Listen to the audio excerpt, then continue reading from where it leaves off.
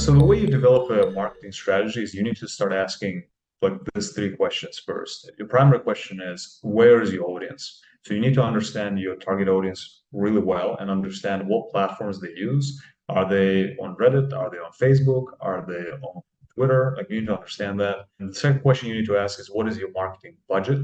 Because when you're developing a strategy, for example, there's high budget strategies that focus more on like awareness marketing. So those would be your Instagram ads or Facebook ads. And then there would be obviously more conversion based marketing. So for example, Google ads, where you know specifically the person is looking for a service, where it's easier to get your first client with a minimum investment. So that would be a second question is basically what's your budget? And depending on your budget, you can play with different marketing strategies. And then third one is you need to understand what is your target return on ad spend.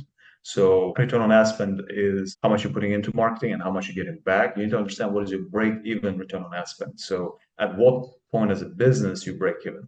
And once you understand that, you need to look at the platforms that have the highest return on ad spend for your specific industry. This is how, starting with these three questions, you develop your marketing strategy.